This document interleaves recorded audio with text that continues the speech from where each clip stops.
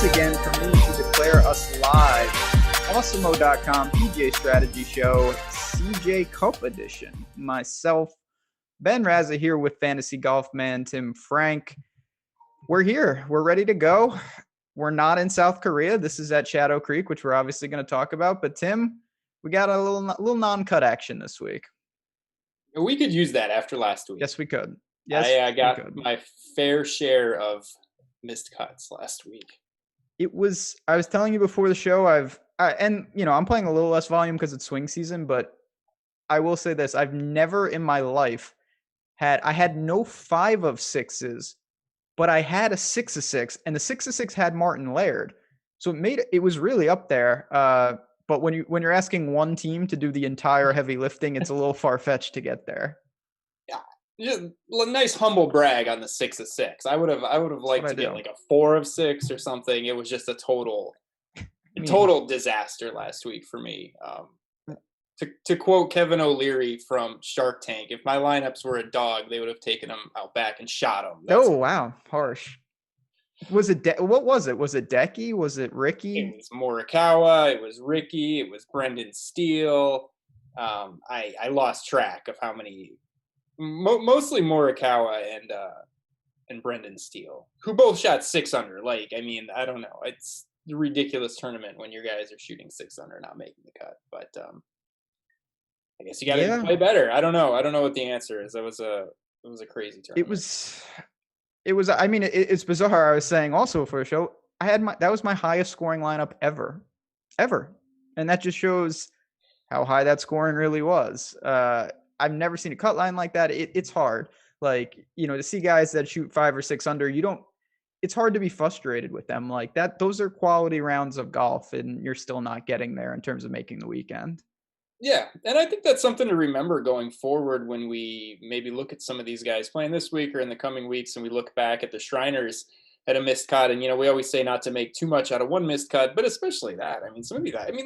They played well. I don't know. It's not, not making an excuse for the missed cut, but I don't know. You play 6 under, you're positive, off the tee and on approach.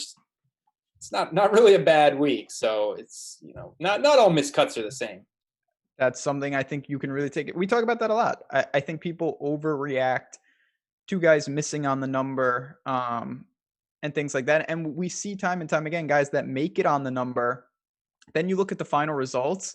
Oh, this guy played great. He came in 7th. And it's like he was 1 stroke away from missing that cut, and it would change the entire narrative of the whole week. Yeah, very true. You gotta dig a little bit deeper than just what the numbers on the surface or what you see. There's a lot more, especially with golf. There's a lot more that goes into it than just flat out looking at the numbers on the paper. I think that's an understatement. It's way more of an art than a science. That's why it's my favorite DFS sport, because there's definitely an art form to it. Shout out to Martin Laird. Listen, we did mention him. I wish we bet him. That did not happen, but he got it done. He's got the desert track, former winner there. And now we start the Vegas swing, I guess you could say. So just for people, the CJ Cup is normally in South Korea. It's not this year because of COVID. They go to Shadow Creek, which we have seen at the Tiger Phil thing, right? If you're saying we, you're including no, society. I did not watch a shot. Neither did I. So this is Steve Wynn's course. That's literally all I know about it, Tim. I think it's a famous course. It's one that when I've been in Vegas, people have mentioned. I have never played it, certainly. What do you know about Shadow Creek, which we're all seeing for the first time, I guess? Well, let's start with the most important question. And I know the obvious answer is yes. Will they have shot tracker, or were they just assuming this was going to be in Korea, so they didn't allocate the shot tracking computer and all that other crap for this event? I would assume. So let me ask you this. So let's step back. Did the CJ Cup have shot tracker? No. Okay. So that's step one. Well, I didn't even think of that. I would assume so. Chat, feel free to confirm if there's shot tracker, but you better be right. I'm sure there will be. I would think so. But it wouldn't be a total shock if we opened it up Thursday and there was none, because that would be so tilting. They didn't have the machines calibrated because this was supposed to be in Korea or something. I don't know. Anyway, we're way off topic here. 7,500 yard par 72. Uh, a lot different from last week. I mean, if you look at the pictures of the course, flyovers, etc., it looks like a North Carolina course. Like Yep. aside from the mountains in the background, lush green, a lot of trees, rolling hills. So it's more reminiscent of like a tree line Carolina course than it is a desert course. It's long, 7,500 yards. There's a little bit of altitude, so I don't think it'll play that long. But like we've all been saying week after week, and like we saw last week, I mean, all these courses, they all favor the Bombers. It's like, honestly, course fit is dead. We were watching Ryan Moore and Rod Pampling tear up the Shriners 6 or 7 years ago, and now it's like Matthew Wolff and Bryson go there and just take that place apart in a completely different manner. And that's just the direction golf is going. At 7,500 yard par 72, I would expect the same thing, if not more, of bombs away this week. I'm not a huge course fit guy, but honestly, they all favor the Bombers now. They all favor the Bombers. Yeah, I think it's more. There are some courses that are going to force players into things they don't want to do, and others where you have options. I think this is somewhere. I'd like to say, oh, it's one or the other. I think this is somewhere in the middle. You'll be better off if you naturally want to be aggressive off the tee, but you don't have to be. It's at elevation. You can handle it, but this is not where you have unlimited options. Certainly not on the heritage spectrum if we want to go that way. I think it's a pretty standard, typical course. And, you mentioned it. Certainly, Josh Culp, who writes for RotoWorld, great guy, in his preview, which is a great read, he mentioned that the player quotes, most of them said, this is not a desert track. This seems like something you see on the East Coast. North Carolina, you mentioned. So that is a little weird. I don't know what exactly we would do with that. But again, these are the best players in the world. It's a non-cut, 79 players. So keep that in mind. Anything else? I mean, there's a lot of water here, Tim. What do you think is going to be the biggest defense? Is it the hazards? Yeah, it looked that way to me. I mean, I guess we probably wouldn't expect a lot of wind and whatnot, but yeah, some of the hazards. But I don't know. I think we're going to see a birdie fest. I mean, it's hard to project scoring at a place that we've never had a tournament before. But I mean, I don't know. Just looking at what I could see, it didn't look like anything was going to be brutally difficult. So I wouldn't expect.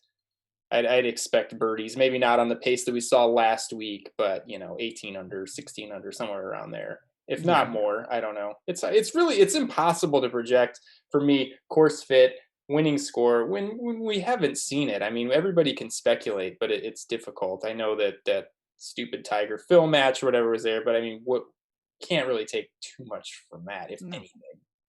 No, I think that's just one of the many things that you can build lines to. Like when I build this week, I will say the winning score is going to be 12 under, and I will build some lineups. I will say the winning score is going to be 22 under.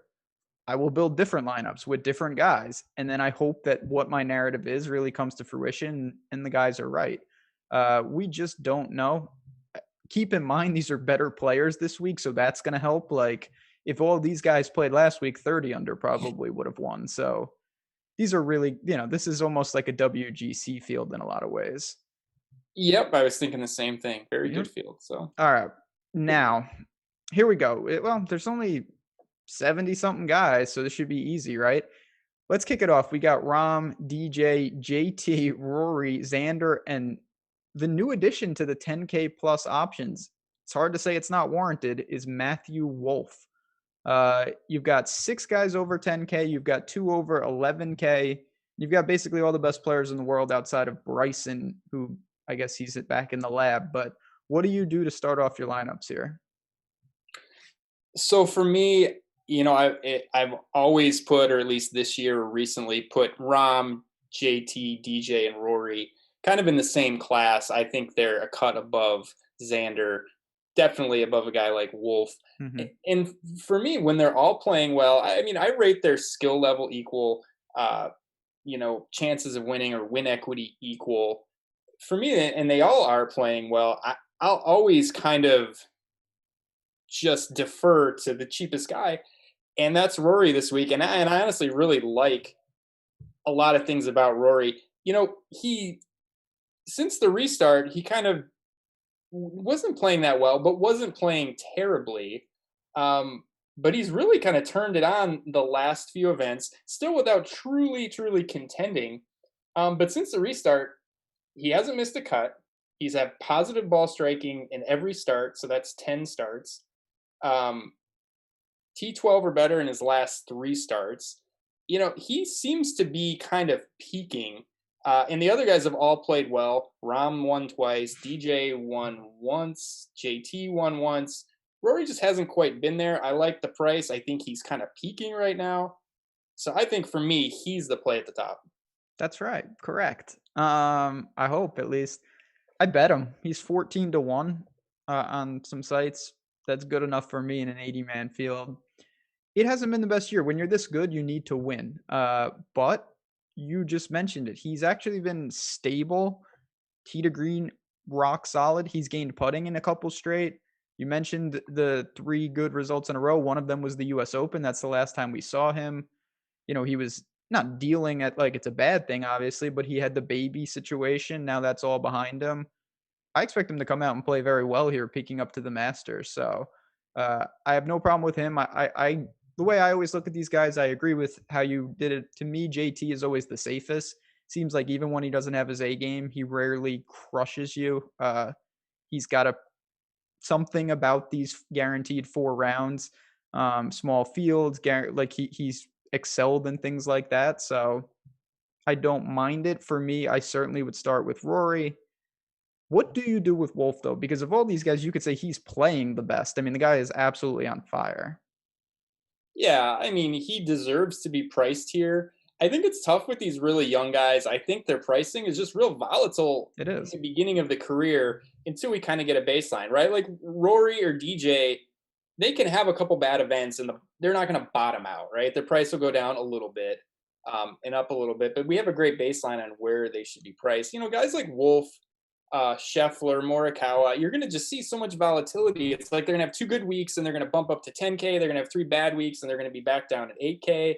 I mean, he's priced way up. He's right now not the caliber of golfer of guys like Xander or Rory. I don't think anybody would argue that. But I mean, he's playing great. He's not for me this week just because he's priced up so much. And yeah, I just think it's kind of like you're buying in at an all-time high with him in a strong field as well. I think that's the other difference. Shriners was a weak field, and I know he played great at the majors as well. But what was the other tournament that he was second to Bryce? Was it Rocket Mortgage or the 3M? That was another weak field Yeah, event. Rocket Mortgage. Yep. And again, he's been great at majors too, so I'm not taking anything away, but he's done a lot of damage in weaker fields too. So at 10K, really strong field, that's not for me. I mean, I couldn't blame anybody for playing him because he's out of his mind, but it's the price is a little steep for this field. That's what I was going to say. If you look at form, you can't fault anyone for going to Wolf. I get it, but for me, with a course that's an unknown, I do think this will be gettable. But I still think that more often than not, we're going to see Wolf excel in easier tracks where it's all about scoring. And this is a step up, not just in difficulty from the course, because last week was so easy, but in field strength. So I don't want to really go there. I would rather honestly play Xander, who I don't think is getting a ton of buzz out there, even though he's always popular. Clearly would rather play any of the guys above both of them.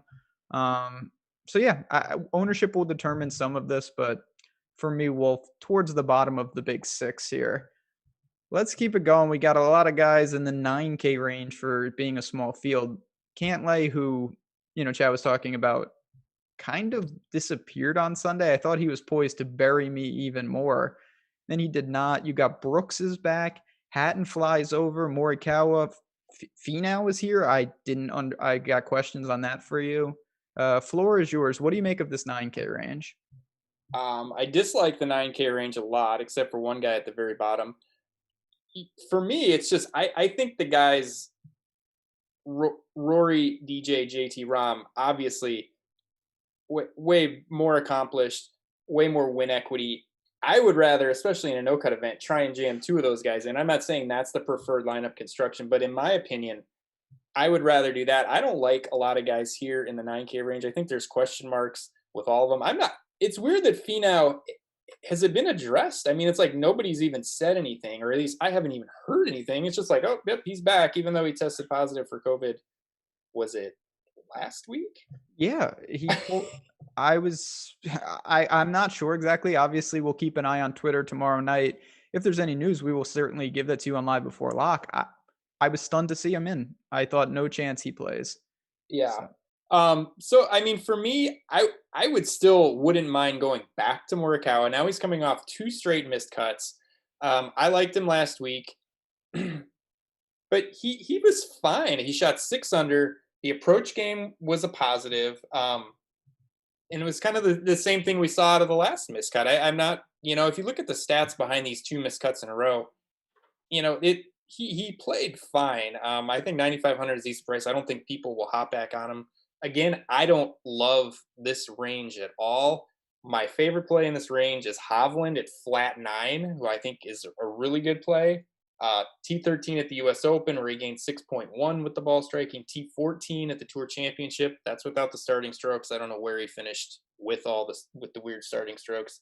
T14 there gained 5.5, and he was a guy that was on fire out of the restart. Then he kind of had a bumpy couple tournaments where the ball striking seemed to go away, but now he's right back. Makes a ton of birdies. I love him. He's my favorite play in the 9K range. This is just not a range that I like a lot. yeah, and you mentioned just it fits your narrative of like with these young guys with loads of talent, it does seem to benefit you to maybe buy when they're, because they can turn around so fast. And Hovland right now, I think, is on him and Morikawa certainly are behind Wolf right now. Like Morikawa was on top of the world not that long ago. And then, it's just going to be a carousel. Adam Levine, good stuff from chat. Finau just withdrew. So we don't have to worry about him. Robbie Shelton in for him. Appreciate that. Giving us the news here. So that's one less guy. So a couple guys. What are you going to do with Brooks? He's battled some injuries. He's back. I assume this is just to start to get some reps before the Masters, right? Yeah, when I saw he was in the field, I was honestly really excited because I thought he would be like 8,800, and he would be cheap and low owned. And he had not played that poorly leading into the break for the injury. It's the putter. Yeah, I mean, he almost won the WGC where the ball striking was lights out. Through 3 rounds at the PGA, he was great. So that's 7 consecutive rounds playing really well. The problem is he's not that cheap. I mean, 9,700 with a lot of unknowns, injury concerns.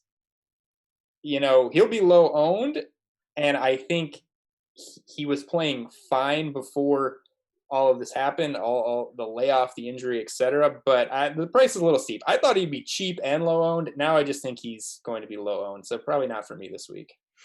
I don't have a strong take on it. I think if ownership does come in low owned, he's interesting because it's Brooks. He's got win equity. I just don't know exactly what we're going to get for him. In a field like this, there's already unknowns with the course. I don't really like pairing up. Like, I don't know if he fits the course. I don't know how he's playing. I don't know that's a lot of unknowns. So. Not a major, so he doesn't care. Not a major, so he doesn't care. See, we're adding things to the list here. As I mentioned, Hatton flies over. I don't think that's a huge deal, but I'd be lying if I said I think it's great to see a guy, who played in Europe now playing here. That's not the best thing where some other guys were already in Vegas playing last week, or at least were here. What do you do with one of the many guys who hurt you last week? What do you do with Decky?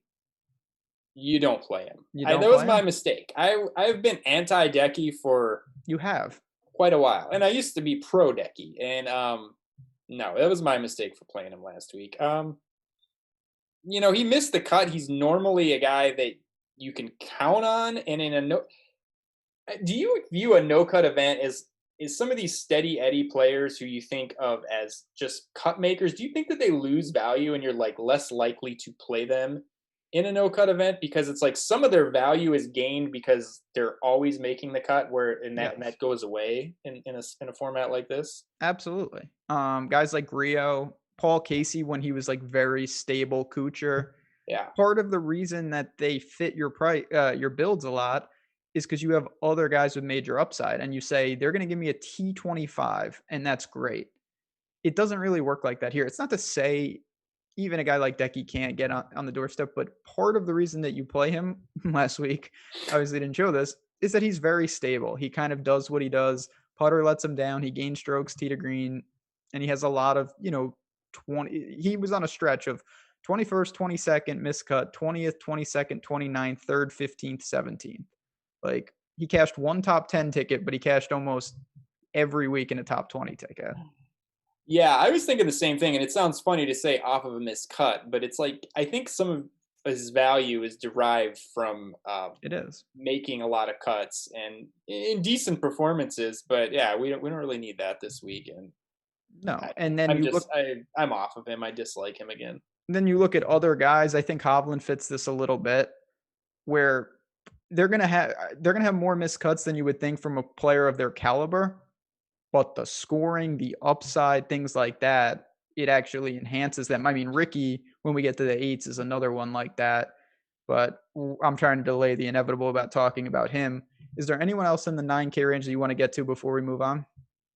No, I really don't like. I love Hovland, and I do not like hardly anybody else in this range. Okay, that's fair. I will say, chat, as we move it along here, couple programming notes. One, you guys know the drill on this lovely Tuesday. I'm gonna ask for likes. If you hit that like button, keeps the lights on, keeps everybody happy, and we do appreciate it. Two, we got Tuesday night football tonight. And that is something that I'm never going to be able to say on the show again. So I wanted to make sure I did. Bills Titans. Our NFL Showdown single game rankings are free on the site today. So you should go check them out. Show tonight with the man himself, Alex Baker, Kyle Dvorchak. They'll be leading you up to lock. So all of that is important. As we continue, though, Scotty Scheffler, Fitzpatrick, who's now a bitter rival with Bryson DeChambeau. I don't know if you saw that. You got Sanjay Im, Harris English, who thank God missed the cut. Louis Oosthuizen, Sergio Day. A lot of big names in the 8K range. This shows the depth of this field. I mean, he couldn't have looked any worse than how he did by talking about distance off the tee. And just shut up. Hit the weight bench, Ouch. Just hit the weight bench if you hit the ball farther if that's what it takes. I love him this week. I don't know how popular he'll be. I'm guessing he'll be pretty popular. But the last four events, he's been really, really solid. The ball striking has been good. The finishes have been decent. Hasn't really threatened to win.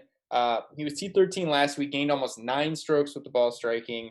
T28 at Sanderson Farms. T22 at the U.S. Open, gained 8 strokes with the ball striking. So he's gained at least 4 strokes, or 3.7 with the ball striking in his last 4 events. 2 of those were +8. Just a guy who I think was just on this upward trajectory, maybe got a little bit derailed by COVID, because when we came back out of the break, he was just a little rocky. I don't know. It really was inconsistent out of a guy who has been super consistent. I don't know. It seemed like the break hurt him. He seems to be getting some of that back. I think he's got a ton of upside. Another young guy. I don't know. I feel like he got kind of lost now that we have Hovland, Wolf, Neiman. Well, he's another young guy. He counts. Whatever. Morikawa, all these young guys. He feels like he kind of got lost in the mix. I think 8,700 is a great price for a guy who's consistent, but I also think has that upside to win this event. I don't disagree. There are guys, Sanjay and co, that I think are in the mix here.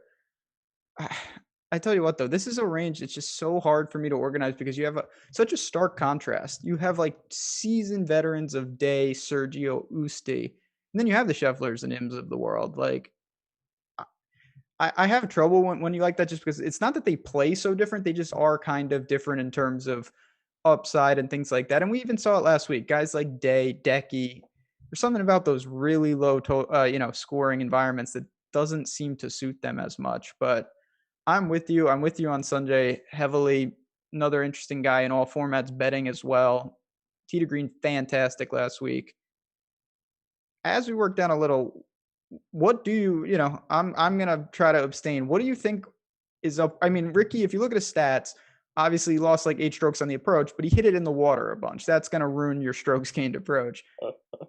I mean, is he just completely broken where we put him in the Spieth bucket and we say if he starts playing better, we'll reconsider, or is there something there that you can hang on at 8,100? Well, I mean, like you said, the stats look terrible from last week. It was kind of all based off of one hole, but it's really hard for me to get away from that.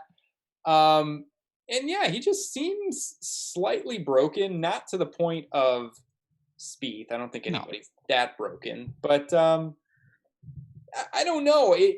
If he was boom or bust, and we've seen some really high finishes out of him, but a lot of missed cuts, a lot of inconsistency, I'd feel better about taking a shot with him this week. And it's like, well, we don't have to worry about the missed cuts, but I don't know. It's hard for me to see him contending. Like, even if he has a really good week, do you see him finishing in the top 10? It's like we haven't seen that out of him since the American Express. He was his second start of this year. He was T10 in a weak field. So no, I don't really think he's for me this week. If I felt like a good, he had a top 5 in him or a top 10, I just don't feel like he does. I mean, it's almost impossible to compete when you have a handful of holes that are just disasters. Like, Ricky scores. He makes a ton of birdies. Even when he gets cut, he makes a ton of birdies. Very rarely do you see him just saying like, oh, he just didn't score enough to get there. No, it's that he has a seemingly a double or a triple in almost every round. So I don't know what exactly to do with that. Obviously, I've been playing him heavily and it hasn't been working. I think what I'm going to do is just hard cap him for me. I'll take maybe a slight position over the field, but that's it. No like massive stand, and see where I land, because it's hard to trust. Like I said, I don't know what to buttoning Ricky this week. What? No lock button for Ricky. No lock button, which is a step for me. It's just not happening, and the price is enticing, but you just mentioned it. He hasn't had a top 10 since January. Like, and there are tournaments in there where it seems like at the WGC, Ricky was either in the final pairing or the second final pairing, just completely collapsed on Sunday. It's just very, very tough to deal with that. So again, in a non-cut, I get it, because if he has a bad Friday, you're not going home. But at the same time, I don't think that that's something I'm really going to go to. And then we're not getting there with Ricky this week. No, listen. Keep in mind, Chad. When I say that, it's not to say I won't have Ricky this week. So when you show that $50,000 screenshot on Sunday that has Ricky, we don't want to. Yeah, we got to make sure. We do have to circle back for a second. DJ has COVID now, so he is out. That's going to change some things at the top. Certainly, Rory, JT, and Rahm will become extremely more popular. They're going to take that ownership. We'll have to wait and see. Chat, we really do appreciate it. Any thoughts on that? I mean, I would say, yeah, DJ was probably my second choice at the top behind Rory. Like you said, it'll just concentrate ownership even more. It's ridiculous. Yeah, he'll be very. But we get almost the poor man's DJ is in the field now. Your boy JT Poston. That guy. No, I mean, I don't think there's really much we can say about DJ being out of the field that's going to change anything about roster construction. I'm not doing anything differently. Like you said, it's just going to take his 20% and probably add equal parts to Rahm, JT, and Rory. Yep. Yeah, like I said, and that's something our premium tools will obviously are going to account for that, and the ownership will have to see how it shakes out. But just wanted to get that out there. Chad, again, really do appreciate those updates. That's why we pay the big bucks. 8K range. No, that's a lie. Fake news. Anyone else in the 8K range with Answer and Paul Casey, really the only guys we haven't at least glossed over yet? No. I mean, I think if I was taking another shot, I would maybe go to Oosthuizen. Last week I didn't think was the best spot for him. Can't go that low. Don't know if this. Yeah, he cannot go that low. But he's just continued. What is it? 1, 2, 3, 4, 5, 6, 7 straight positive ball striking. A guy he was very inconsistent over his career. Seemed to gain some consistency. Price is good. I still don't know if this is the best course fit. It's going to be better than last week. Don't love him, but I think if I had to go elsewhere in this range, it would be Oosty. Yeah. So what I said at the top, I think is where Usti comes into play. If I think this course, and I don't know, if I think this course, the winner is 10 under, 12 under, it's going to be windy, it's going to be tougher.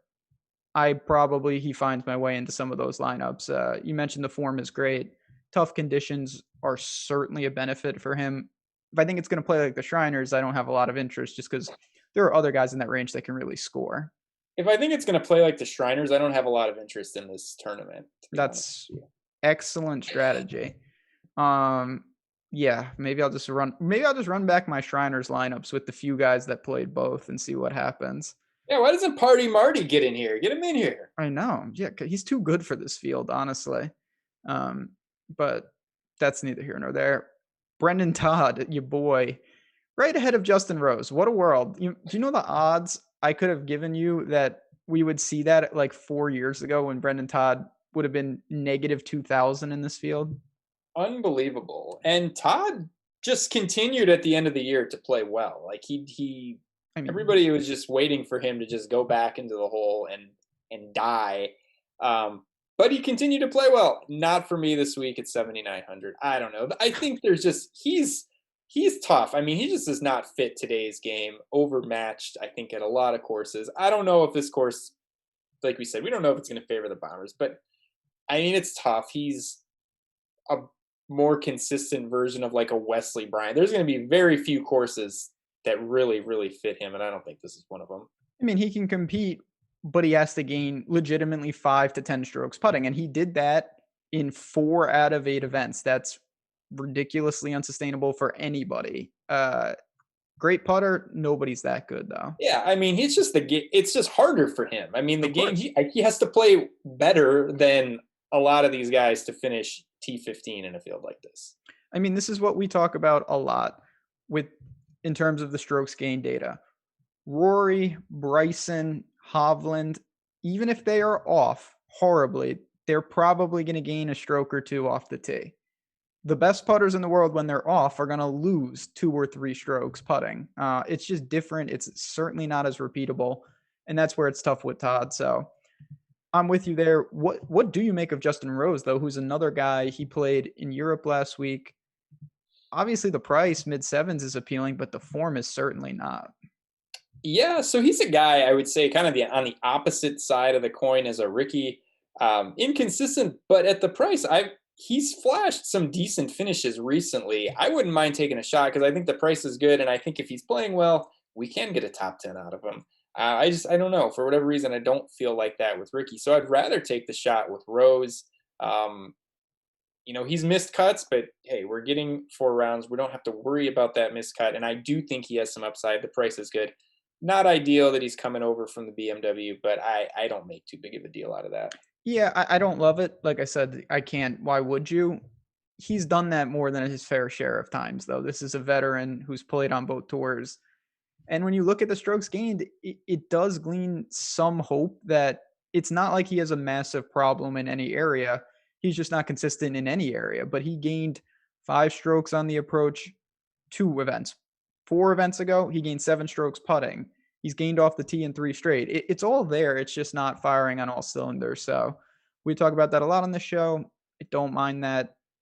Still, definitely some risk, but certainly some reward. Then we got guys like Woodland, Lowry, Kisner. Uh, Noren is here. I didn't even know he was in the field, and I've been looking at this for a while. What do you make of the mid sevens? Love Neiman again at Oh 7,500. I yeah, think I'm going right back there. Played well last week. He was T13, gained 3 strokes with the ball striking. And like I said, he was good at the US Open. He finished T23. A little bit more of the short game there. Ball striking wasn't great. Right around neutral, which isn't horrible. He was bad at the Tour Championship, but then prior to that, he was really, really good at the BMW, where he was T3, gained 8 strokes at the ball striking. I just think this is a great price. He seems like another, like I talked about him kind of feeling a little bit underpriced, maybe should fit in with guys like Morikawa and Wolf. Neiman is just, I mean, what was it, 2 years ago, where he was the latest, greatest thing? And he's 7,500. He's playing well. It's not like he's playing poorly. He's playing really well. The numbers are good. The price is great. I don't know. I think he's a great play at 7,500.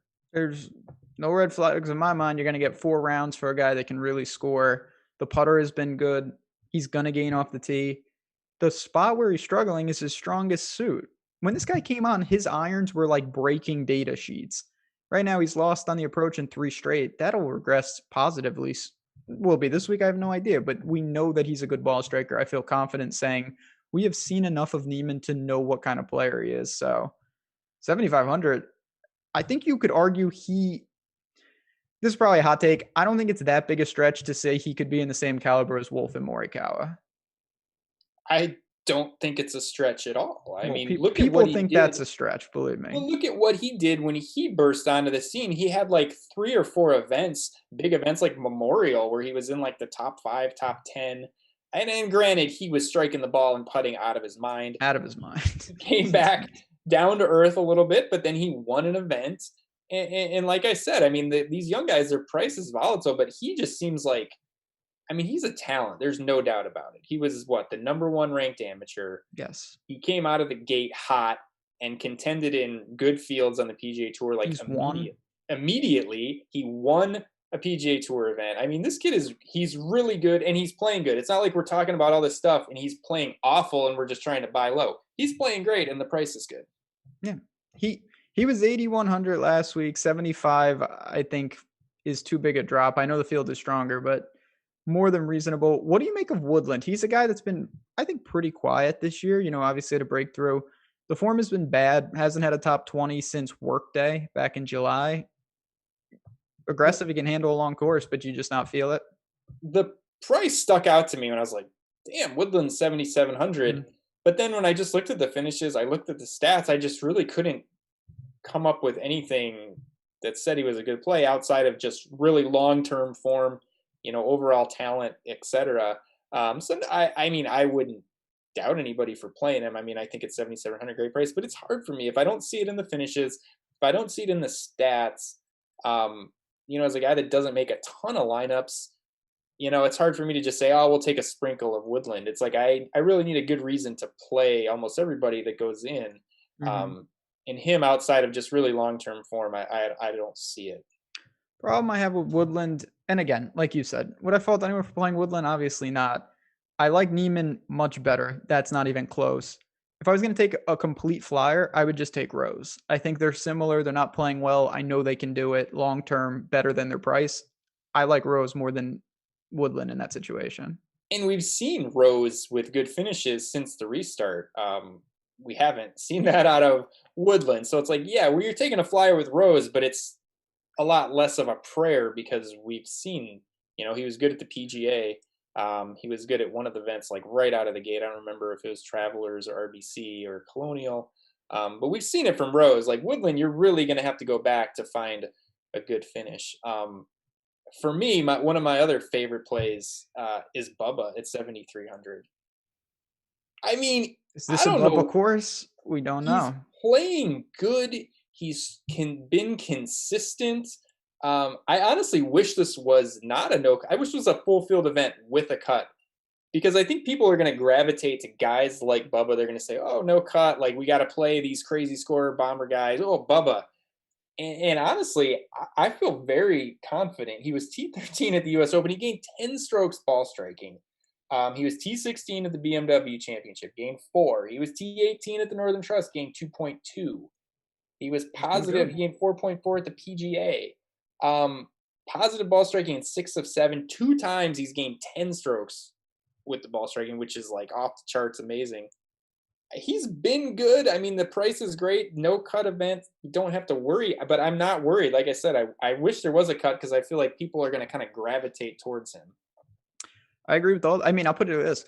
Bubba coming 31st at the U.S. Open, that's worth like 2 majors. He hadn't come in the top 30 in about 15 years. He is not a U.S. Open guy. Just to see him make that cut was impressive.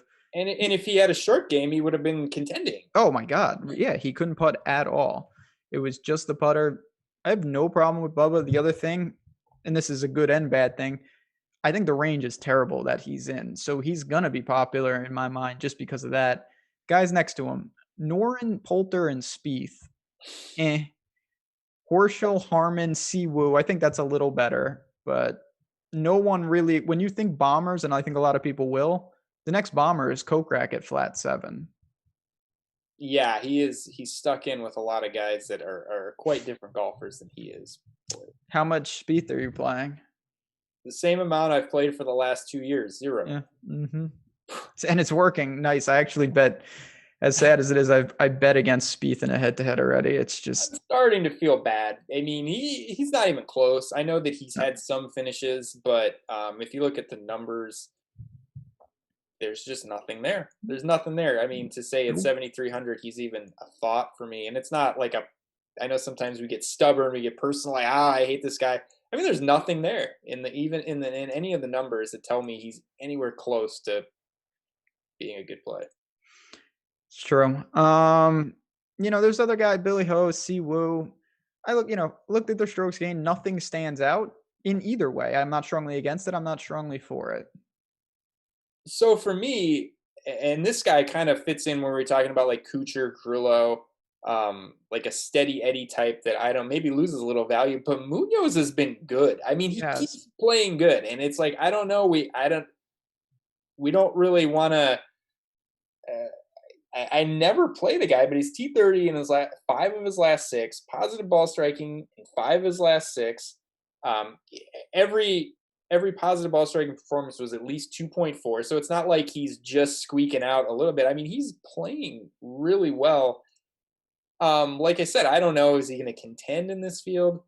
Hard to see that. Does he lose a little value because he's been so consistent? Yeah, maybe a little bit, but I mean, the finishes and this consistency and the stats are really good for 7K. Listen, there's no denying that he's playing well. The only time he quote unquote struggled over the past couple months was at the US Open, and he made the cut. Like him coming 59th there, there's no shame coming 59th at the US Open. I do think he is in my. I have a handful of guys that I actually care about what surface they're on. He's one of them. He's got extreme Bermuda splits. I don't think that's the best thing in the world, but I don't also target him for putting, so it kind of alleviates that. Like if he was a world-class putter on the wrong surface, that'd be a problem. He's a good ball striker. He's not a great putter anyway. I don't love that he's not on Bermuda though. That's the one thing. Flat 7 will be in my player pool. Not sure how popular it will be though. Yeah, I mean, I don't think people will play him. Really? No, I just don't. People just don't get excited about him, and especially in this field, I think you're going to see people just wanting to gravitate towards like I don't know what it is about a no cut event. People just want to go crazy, right? It's like, oh, That's I true. gotta play Siwoo Kim and all these other crazy guys because there's no cut. I'm struggling with Munoz because I feel like he's a good play, but also in the format, I think he loses some values. I don't know what to do with him, but the numbers, the finishes have been good. No, listen, there's no denying that these guys' form at 7K is reasonable. What do you make anything of Kokrak? I mean, he's more quote unquote fits in terms of pairing him with guys like Bubba and the heavy drivers. He missed the cut at the Shriners, but before that, he'd been playing great. Yeah, I mean, I think it's a really good spot for him just because he had been really, really good going into the Shriners. And what was he? He was 8,900 or something. He was pretty He was up there, yeah. Priced last week. So, I mean, I think it's a good spot to just jump back in, especially with no cut. Alleviates maybe some of the concerns coming off of the performance last week. And you don't want to make too much of one. Look, the guy had, 4 events in a row where he was really good. Don't want to make too much out of the miscut, especially at the Shriners where it was a ridiculous cut line anyway. Yeah, I think he's a good play at 7K. Probably, I would prefer a guy like him over Munoz in this format. I would say. I think I would too. And that I do think it's small edges, but that's where the no cut comes into play a little. You don't really care about stability. You're just looking to tap into that top end upside, and I think Kokrak has a little more in a field like this. We still have a bunch of names, not the best players in the world, but certainly household names. I mean, Matt Kuchar is in the 6s. Corey Connors is one of your guys in the 6s. Mackenzie Hughes, Leishman. What do you make of the upper 6s? Specifically, I want you to like Leishman was so bad he was broken. fresh restart or still no? I just want to say, God help anybody who plays Kuchar in this No, event. Come that's on, not the answer. We come know on. that. Live a little bit. Yeah, Live a come little on. bit. Yeah, have some Boy, fun. I looked at Leishman hard at 6,800, but boy, some of those numbers in his last few Oh, it's starts were terrible. just, I mean, dreadful. And it was, I kind of not minus 6.8 ball striking at Tour Championship, minus 9.7 at the BMW. Uh, I don't know. That's tough for me. That's another one of, you know, a sprinkle for 150. If you're making 150, I could see it. For the less than 10, the hand builders like me, that's a tough one to get in there. It is. You're listen, I think it's the same thing that you're telling yourself with these guys, but you now have a lower barrier. Like he's obviously playing worse than guys like Ricky and Rose. It's also $1,000 cheaper. So it's like, can Leishman show anything? I think the answer is yes. I do think he's worth playing. If you think that he's either hurt or the game is just gone, then obviously you don't want to go there. Uh, He has, so since the restart, I mean, the stats are awful. yeah, he's had one made cut with positive ball striking. It was the Travelers.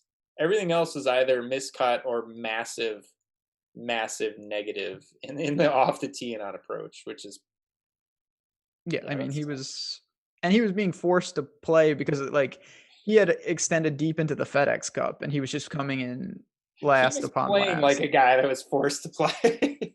Seriously, man. What do you make of your Canadians? Corey Connors has been pretty bad. He showed some life at Sanderson Farms, but it just hasn't been nearly as crisp. I like him because he did show life at Sanderson Farms. Granted, that's a weak field, but he was T17, gained almost 6 with the ball striking. He's a guy where I think, yeah, this format is good for him because he's had some clunkers in there, but we know he has some upside. He can get just new caught with the off the tee and on approach. He seemed to turn it around at Sanderson Farms, so he's kind of trending upwards. Uh, so it just, yeah, the no cut event just alleviates some of those concerns about, boy, are we going to get a really bad event out of him? And as a guy where we can just kind of focus on upside, I think at 6,900, I like him. Definitely more than Kuchar. I don't know about that guy anymore. No, Um, Mackenzie Mackenzie Hughes. Hughes, the putting god himself. No. I just can't do it. I cannot do it. But that guy is just draining every time you turn around, just draining 50 footers like it's nothing.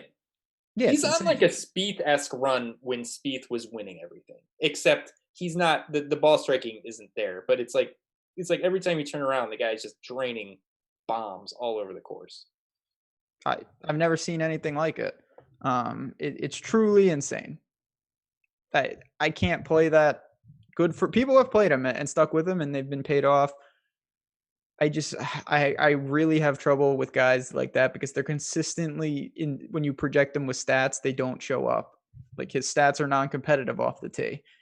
It's really hard. It's Brendan Todd formula to do that. So even It's Cameron weird. Smith. The putting is so weird though. It's like it's volatile, but it's like it can carry you. Whereas off the tee, it's like if you're just bombing it off the tee and gaining, I feel like that can't carry you to high finishes. Like you have to have something else. It's not like you can just go hit it 350 right down the middle for 4 rounds and finish in the T10, top 10. Right? It's like the putter is the only thing that can actually just carry everything else to a top 10.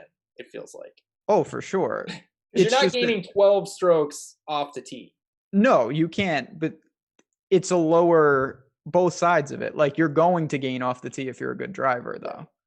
I just Yeah. thought about that. I hate Mackenzie Hughes, but I'm just looking at all these Okay. finishes. It's like he's got, 4, 5 top 13s or better in his last 8 starts or 7 starts. It's ridiculous. Yeah, I mean it's the trump card. Like you don't need to be if you can especially with him too, it's not just the putter. Around the green, he's gained in 9 of 10. Like so if you're getting out of trouble and making all those putts, doesn't really matter what you do, but that's just not a formula for success long term in my opinion. It's very hard to do that, especially when these other guys are just the stability tee to green is just immense. So down here, listen, you're not going to find a ton of great plays. So if you want to go there, I'd rather play Cameron Smith, who is similar. He's not going to gain off the tee. No, fine, Hate that fine. guy. Who are you going to play down here? Benny on? Another miscut last week. He played all right though. I would probably, if I wanted to throw like 4 condoms on, I'd probably play Steele at 6,500. Feels good, yeah. Who had been great into last week and was fine. He missed the cut on the number, -6, positive ball striking, negative putting. Not going to make too much out of that. If I wanted to get crazy, I'd play Champ, who has been all over the board, but I think in this format at 6,400, he's just worth a dart throw to me. But I mean, there's not much with Champ outside of like, let's just play crazy guys in the no-cut event. I mean, the thing about Champ is he does one thing at a world-class level. And when you get into the sixes, and this is why, not to backtrack and not to speak to both sides, but you know what? Mackenzie Hughes does one thing at a world-class level, and that's what keeps him in the conversation. But that one thing is something that could go whereas away. Whereas Champ, we know he's going to gain off the that's tee, the difference. or at least be like, if he has a terrible event with the driver, he's at like 0. Yeah, you can't lose. Just like with the putting, you can't gain like 10 strokes. Champ can't lose massive amounts of strokes off the tee. It's literally impossible. That couldn't happen. There's no scenario. So what do you make of Benny on? He lost another 5 strokes putting last week, so he's up to about 15 over his last 3 events. Can you I just assume you can't play a guy who putts like that. You can't make enough putts. No, I don't think I can get there. Missed cut in 3 of the last 4. Yeah, he'll be back, but it's just not for me this week. Yeah, the putting was so. Some of these guys, it really looks like an actual problem, and it's not just like, well, he's running bad with the putter. It's like, boy, he's got something like actually wrong. I mean, he can't. He goes through these stretches, and this is what happens. He will be fine, but it's really hard to back a guy that's live to lose 8 to 10 strokes putting. It caps your upside so much. So, all right, a couple other names, then we'll bounce on out of here. We got some, you mentioned Champ. You've got Taylor Gooch way down there.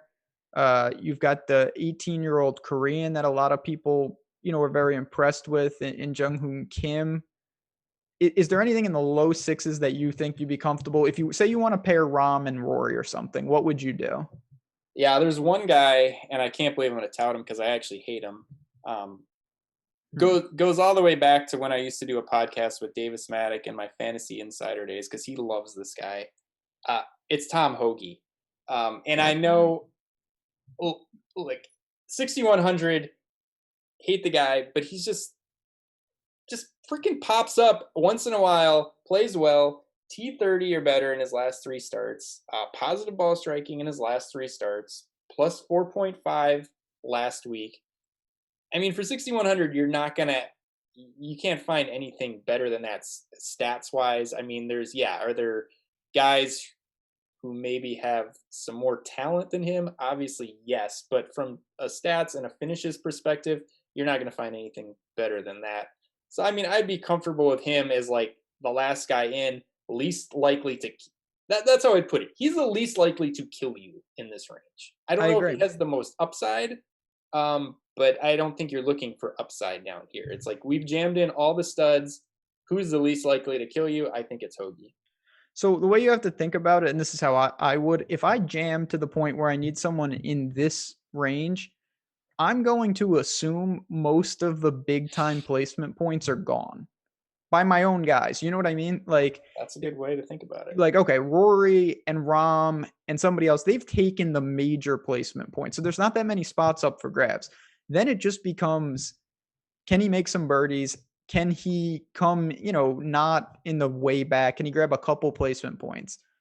I think the answer to that is yes. Now, I don't know if I'm going to need to go this low, but that is how I try to build. It's not like, if Tom Hoagie wins the event, that's not what you're planning anyway. That's not an out that you really bank on. You hope that your studs do the heavy lifting and he doesn't screw it up immensely. Yeah. I mean, yeah, you put it perfectly. He's not a guy that we want to do the heavy lifting. No. He's not a guy we're going to get excited about playing. But if I had what I thought was the nut lineup and I had 6,100 left or 6,200 left, yeah, I think he can play this week and not kill you. Yeah, he has a couple things going.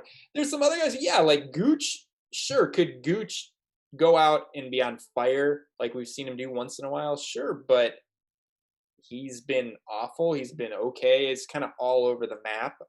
And maybe in this format, maybe that is a little bit better. But I think, like I said, Hoagie least likely to kill you down here.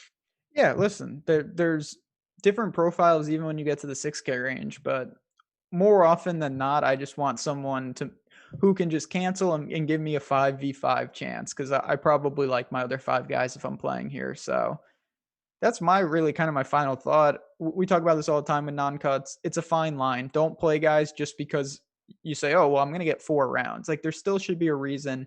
They still should fit the builds. And now without DJ, that does change the whole landscape. There have been plenty of no cut events where on Saturday and Sunday I wish that my guys were cut because I don't want I'm wasting my energy hoping that they shoot like a 58 to get And me they back don't. in it. And it never happens. It never happens. Unless you're Tom Lewis, but I don't play him, so it makes it impossible. On that note, chat, tomorrow night, 8:30 Eastern, me and Jason Roslin, we will literally go through every player. We'll talk lineup construction. We'll make sure we're up to date on COVID withdrawals. Obviously, that's going to be a fluid situation.